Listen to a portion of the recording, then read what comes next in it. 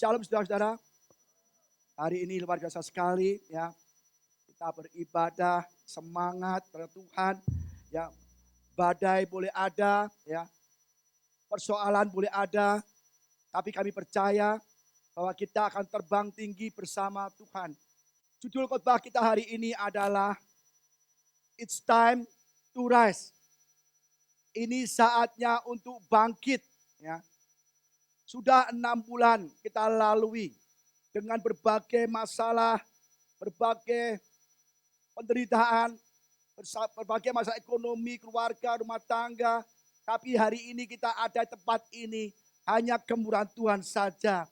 Banyak orang masih bertanya-tanya, banyak orang masih mereka-reka, habis corona saya mau kerja apa ya? Sebelum corona saya punya kerjaan bagus, usaha bagus, karir bagus. Tapi kena COVID-19 kita bingung. Kok rasanya mau kembali seperti semula susah. Rasanya mau bangkit itu susah. Rasanya kok kita udah jatuh tidak bisa kembali lagi. Saudara, kita jatuh bukan berarti tidak bisa bangkit lagi. Kita jatuh bukan berarti kita tamat, selesai. Seperti petinju, kalau kita kena pukulan banyak, jatuh, itu belum KO. Masih bisa bangkit lagi, masih bisa berjuang lagi saudara. Ya seperti gambar, ya kita kasih kursi roda, orang ini dulu lumpuh kan, dan dia bisa bangkit kembali.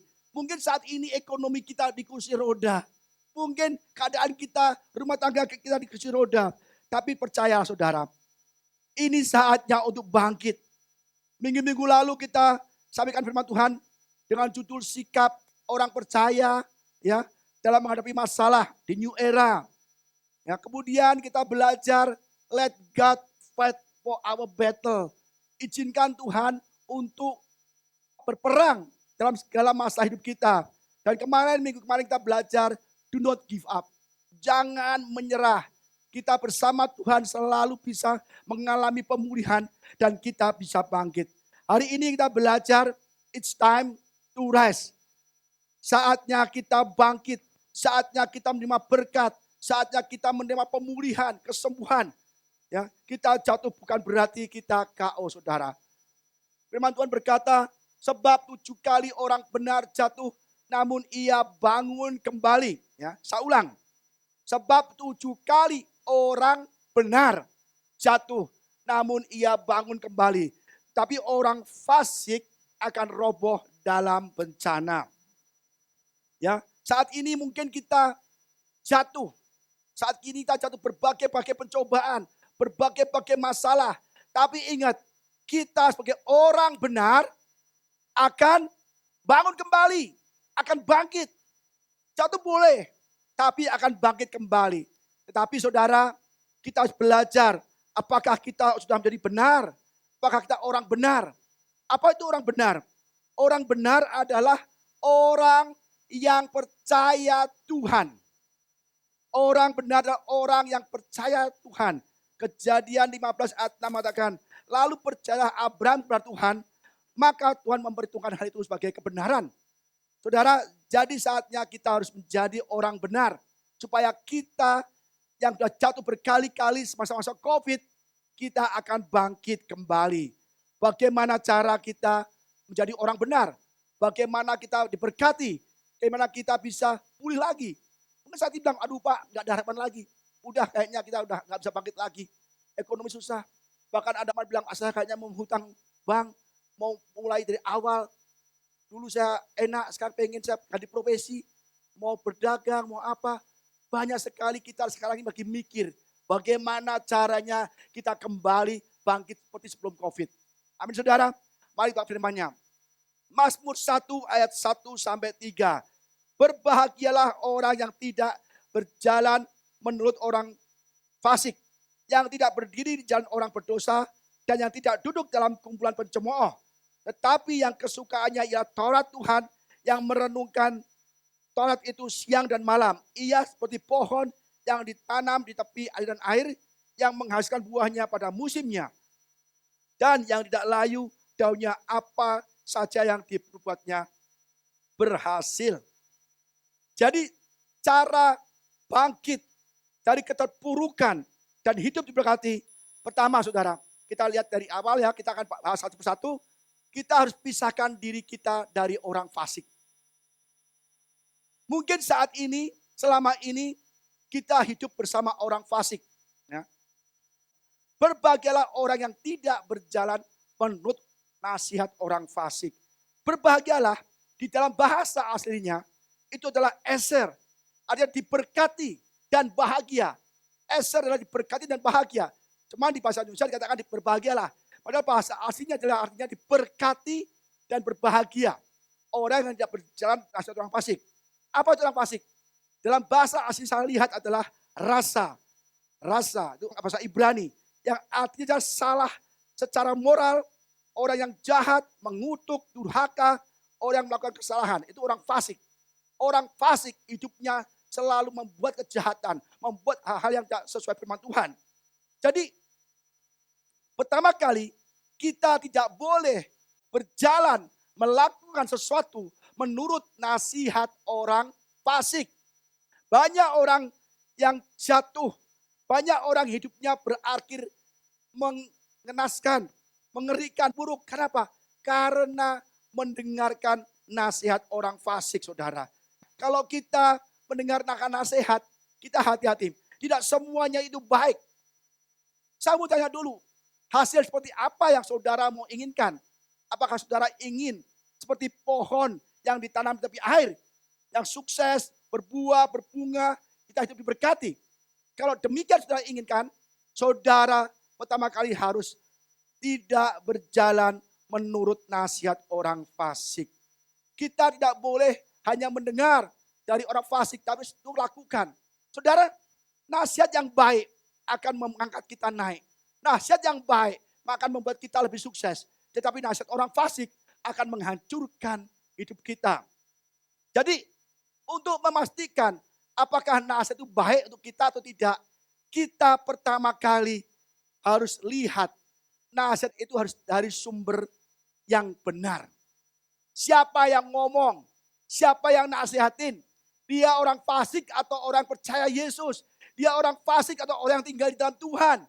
Itu penting, karena orang fasik hatinya penuh kejahatan, hatinya penuh iri dengki, penuh penyerangan, penuh kepahitan, sakit hati. Mungkin mereka punya latar belakang begitu. Jadi kalau kita sumbernya dari orang yang fasik, maka apa yang dikatakan, diucapkan itu adalah hal-hal yang tak benar.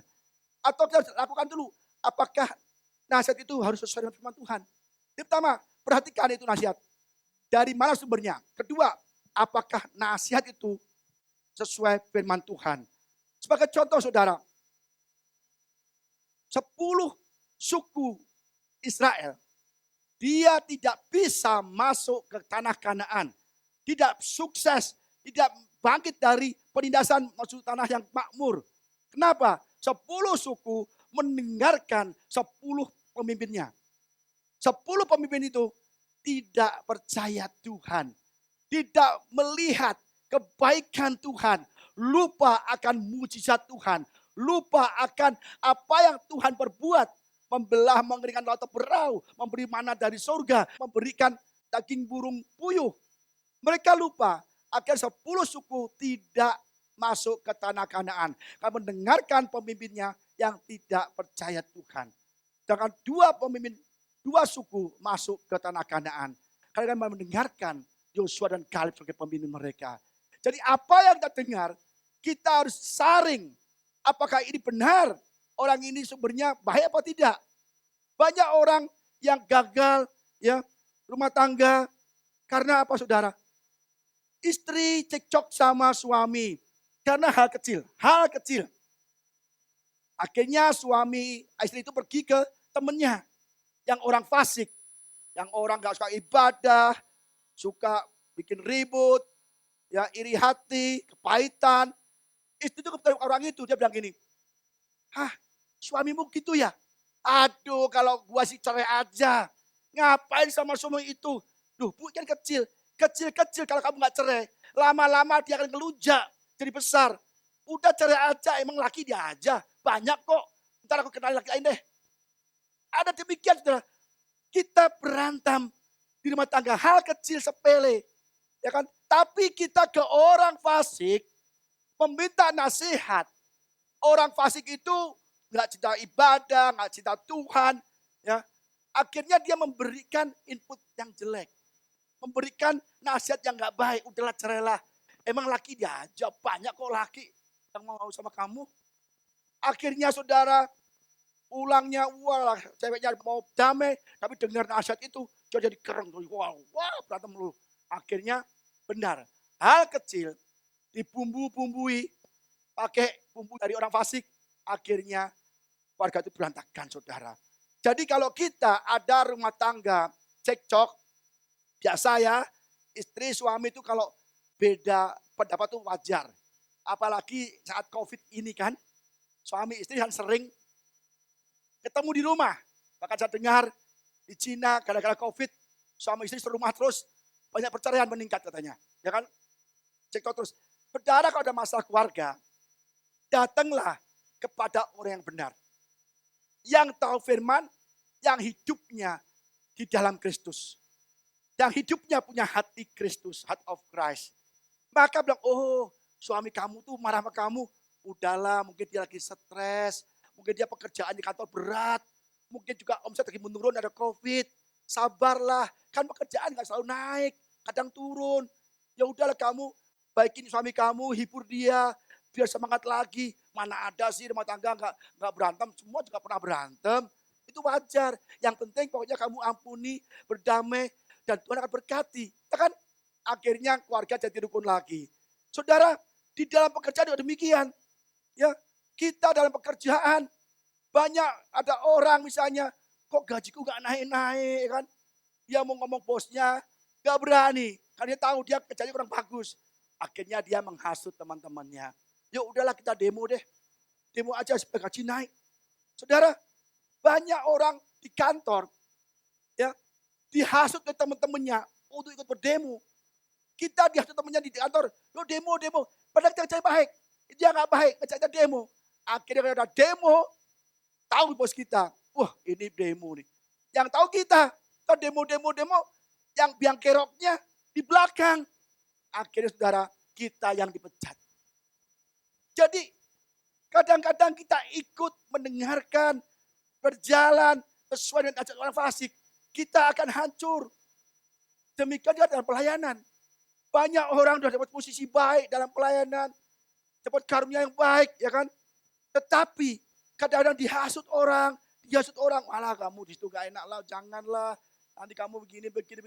Akhirnya dia percaya sama orang yang menghasut. Dan akhirnya dia hancur dalam pelayanan. Dan dia kalau mulai dari gereja lain lagi, dia dari nol lagi. Saudara, kadang-kadang kita gak mensyukuri. Kita nggak tahu bahwa Tuhan berikan kita hari ini karena Tuhan baik sama kita. Tapi kita lebih mendengar banyak nasihat orang fasik.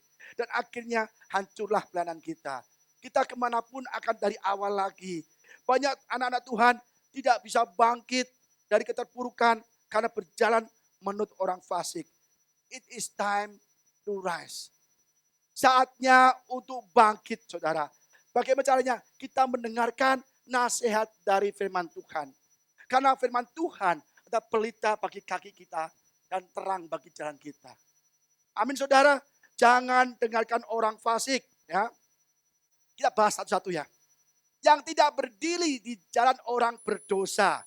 Ya, ini berbicara bahwa kita tidak boleh berdiri di jalan orang berdosa. Artinya kita tidak boleh melakukan apa yang dilakukan orang berdosa. Kita tahu orang berdosa itu tidak pernah melakukan hal baik. Orang yang hidupnya di dalam dosa, tidak cinta Tuhan, yang menyukai hidup dalam dosa, pasti itu tidak baik saudara. Jangan berjalan di antara orang berdosa. Ya, jangan sampai mungkin kita dulu adalah orang yang suka dugem. Suka dunia malam, dunia gemerlap. Kita bertobat karena kenal Yesus kan. Dan kita mulai bergereja. Kita tidak boleh ya melakukan atau berkumpul dengan orang yang sama. yang suka dugem. Nanti kita akan keluar malam lagi. Gak bisa. Jangan melakukan lagi. Jauhilah dia. Pisahkan diri kita dari orang fasik. Kalau dulu kita berjudi, pernah menang, pernah kalah, ya kan? Dan kita bertobat, maka kita tidak boleh berkumpul dengan orang yang berjudi. Karena apa? Kita akan melakukan seperti apa yang mereka lakukan. Judi lagi, judi lagi, judi lagi. Gak ada judi yang bikin kita kaya. Itu gak ada, jelas. Kita cari uang susah-susah. Ya dari awal kumpulkan, sekejap hilang. Saya sering dengar banyak pengusaha kaya raya. Punya usaha. Dari kecil dia merintis. Dari kecil merintis terkenal, hebat, laris, sukses, kaya. Tetapi dalam sekejap habis. Karena dia berkumpul dengan orang fasik. Mendengarkan. Udah judi yuk, iseng aja deh. Yuk kita ada kapal nih. Enak di kapal. Nanti kita ngobrol-ngobrol. Kita main kecil-kecilan deh. Sambil lihat laut. Mungkin kita nggak di kapal. Mungkin kita di rumah. Ya paling cuman goceng. Mungkin ceban. Mungkin goban, cepek, cetiau. Lama-lama saudara. Rumah kita habis. Usaha kita habis. Motor kita habis. Bahaya sekali. Jadi saatnya kalau kita mau bangkit, menjadi orang yang berkat Tuhan, sukses dalam pekerjaan dan usaha, jauhkan diri kita, pisahkan kita dari orang-orang fasik yang membawa kita turun bukan naik. Saya punya teman banyak yang dulu rusak. Sama kita, teman SD, siapapun. Saya menjauhi mereka. Wah, Pak Budi sombong.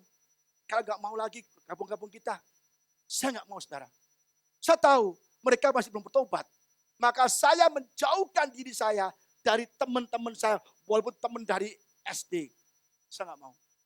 Karena saya tahu akan membawa pengaruh tidak baik. Saudara, kita menjauhkan diri dari jalan orang fasik. Kita tidak akan bisa kumpul terus. 10 suku gagal karena dia berjalan bersama 10 pemimpinnya.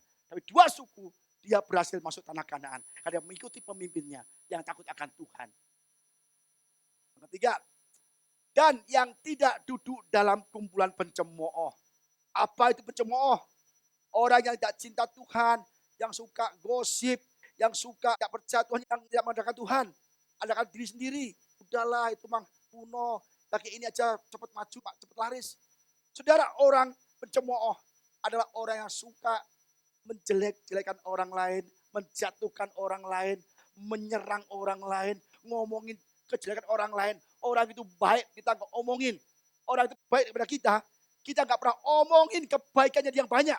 Tapi sedikit salah, kita omongkan pada orang banyak. Itu pencemooh. Jadi kita jangan jadi pencemooh. Banyak orang pencemooh, dikasih kebaikan, dia lupa. Ngomongnya jelek-jelek aja, itu pencemooh saudara. Dan kita tidak boleh dekat-dekat pencemooh yang tidak suka ibadah. Biasa pencemooh, dia ibadah hanya sekedar supaya dilihat orang. Ini aku ke gereja, percaya sama aku aja. Ini aku ke gereja. Kalau pencemooh ke gereja, dia tidak akan konsentrasi di gereja. Selalu ngobrol, kanan kiri itu. Ya kan? Firmannya kencang, ngomongnya kencang, tapi dia ngobrol aja. Karena dia sering ngomongin orang di gereja juga. Pencemooh saudara. Jadi kita harus jauhkan diri kita dari pencemooh. Kalau kita kumpul dengan orang berdosa, mendengarkan orang berdosa, orang fasik, melakukan apa yang orang lakukan, dan kumpul dengan orang pencemooh, orang berdosa yang tidak disayang Tuhan, maka Tuhan akan menghukum kita saudara. Orang fasik akan dihukum. Dan dia akan binasa. Dan kita jangan sampai duduk dalam kumpulan pencemooh. Supaya kita tidak dihukum Tuhan, tapi kita akan bangkit dari keterpurukan saudara.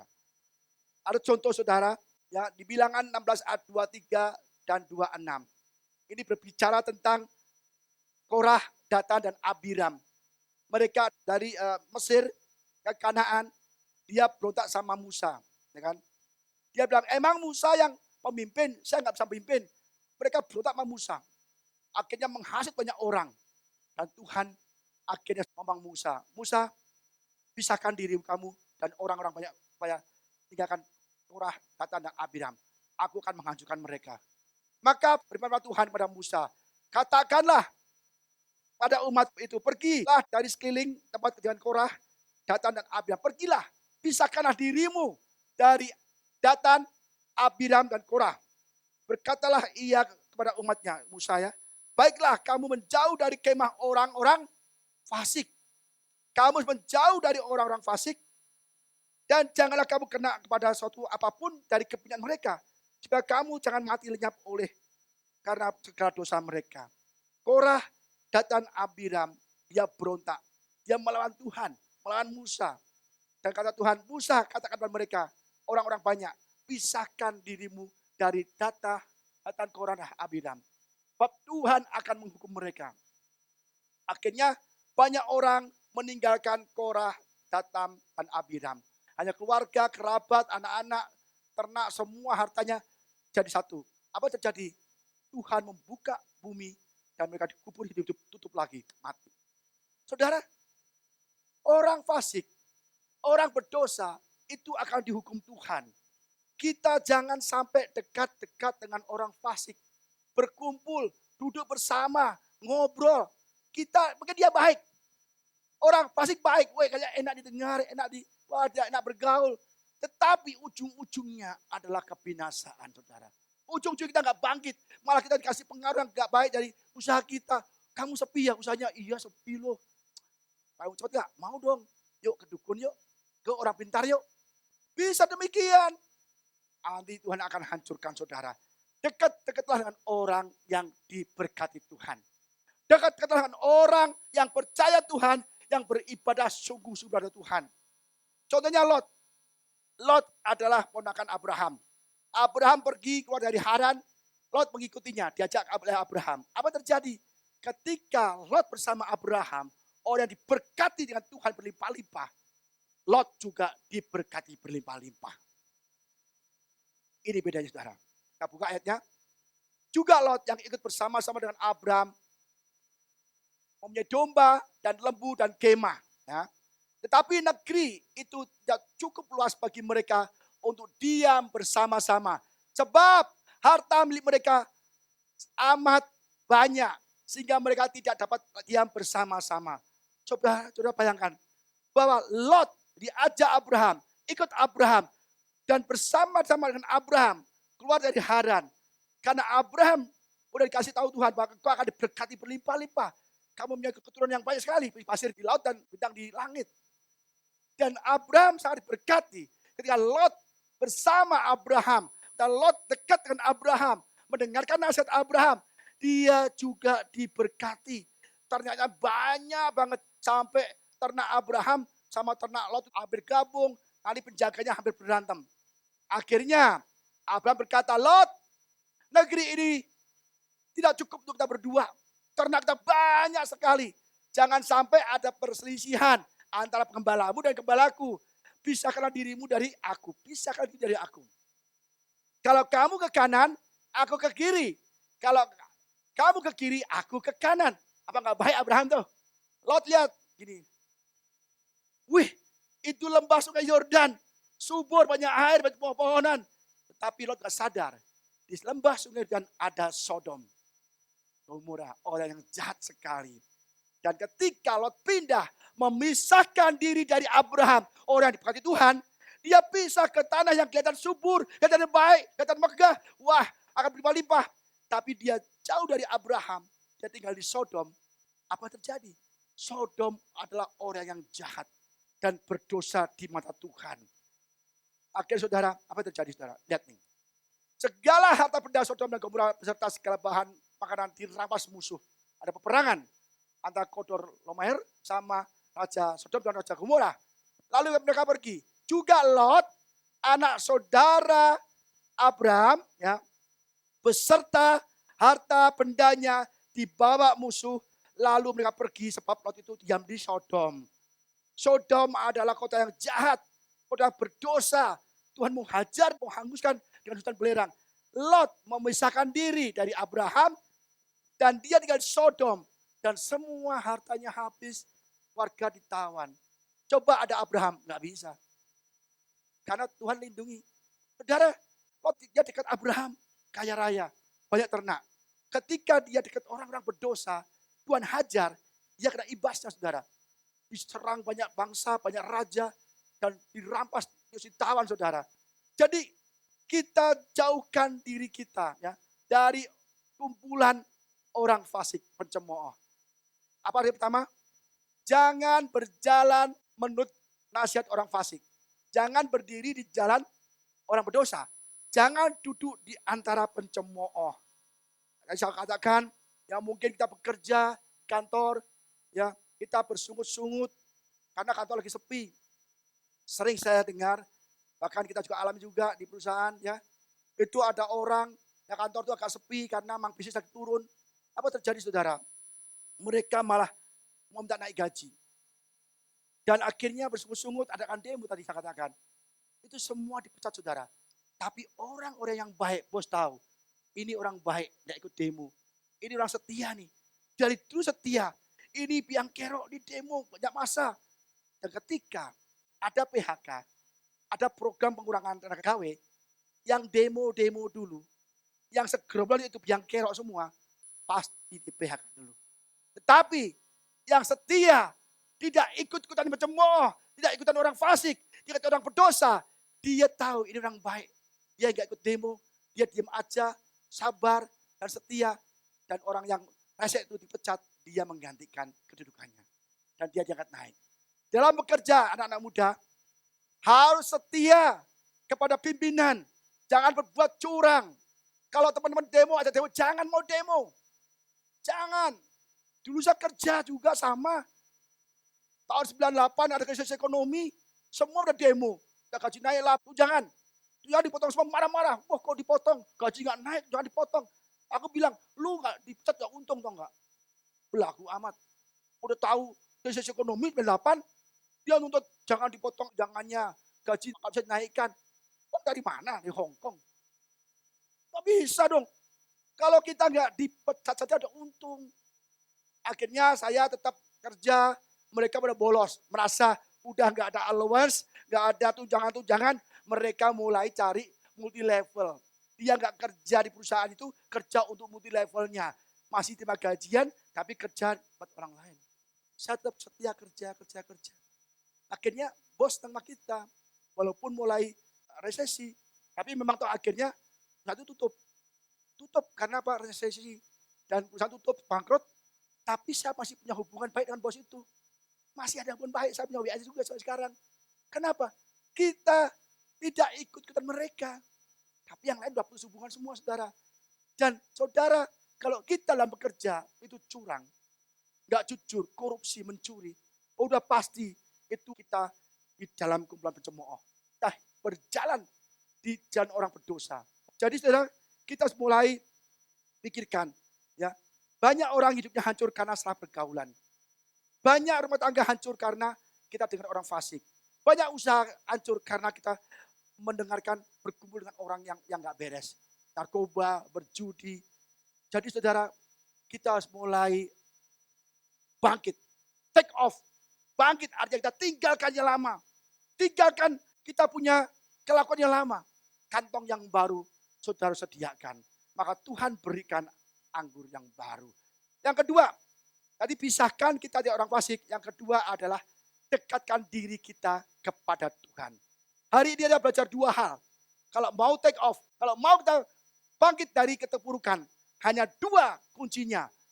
Pisahkan hidup kita, diri kita dari orang fasik yang akan menghancurkan kita. Tapi dekatkan diri kita kepada Tuhan. Mazmur 1 ayat 2-3 katakan, tetapi yang kesukaannya, apa saudara? Taurat Tuhan. Dan yang merenungkan Taurat itu siang dan malam. Ia seperti pohon yang ditanam di tepi aliran air, yang menghasilkan buahnya pada musimnya, dan yang tidak layu daunnya, apa saja yang diperbuatnya berhasil. Kalau saudara mau bangkit menjadi orang berhasil, orang beruntung, orang sukses, pertama pisahkan diri kita dari orang fasik. Apakah itu teman kita lama, tetangga kita, jangan bergaul. Karena akan memengaruhi proses menuju pemulihan kita saudara. Kedua, kita harus renungkan firman Tuhan. Dekatkan diri kita pada Tuhan dan orang-orang yang cinta Tuhan. Kita suka Taurat Tuhan. Baca firman Tuhan. Saya berkali-kali di mimbar selalu mengatakan, baca firman Tuhan.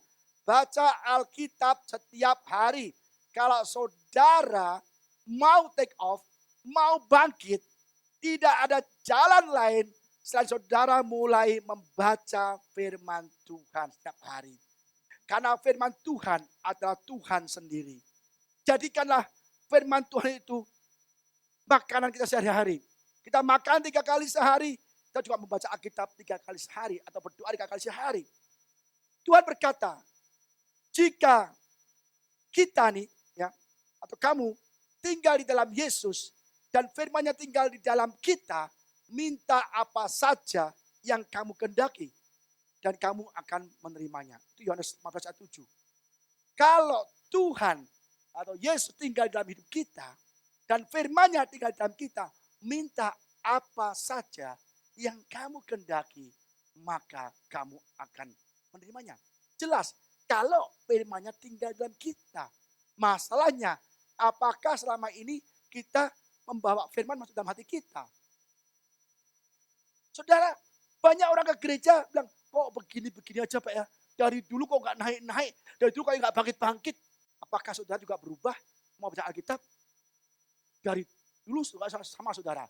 Tidak pernah baca Alkitab, tidak pernah berdoa, tidak pernah baca buku rohani, tidak pernah dengerin khotbah. Sama juga. Kita mengharapkan berkat dari Tuhan. Tapi Tuhan juga mengharapkan kita hidup dalam firman-Nya. Tapi apakah kita melakukan? Kita mau menuntut, tetapi nggak mau dituntut oleh Tuhan. Kalau saudara mau bangkit tahun ini, sekarang ini, mulai hari ini pulang, buka, cari dulu di mana Alkitabnya. Aduh di gudang, aduh lupa, jangan debu nggak baca lama. Buka, bersihin dulu, baru nuansa saudara akan diberkati.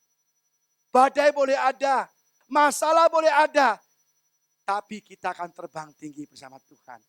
Bersama firman-Nya saudara. Buku ini tidak mahal, paling no pecing ya. Ada nggak no pecing? No pecing. Tapi buku ini akan membawa saudara naik. Buku ini, firman Tuhan ini akan membawa saudara bangkit dari keterpurukan. Saat ini mungkin saudara punya ekonomi lagi the longsor. Kalau orang Jawa bilang gitu, lagi duduk di kursi roda ekonomi saudara. Tapi percayalah, kalau saudara baca firman Tuhan, kalau aku tinggal dalam engkau, dan firmanku ada di dalammu, minta apa saja yang kau kehendaki. Yang kau kehendaki, maka engkau akan menerimanya. Saudara, kita kadang-kadang maunya itu enak. Berkat. Orang lain enak, kok aku begini. Tapi kita nggak lihat orang lain.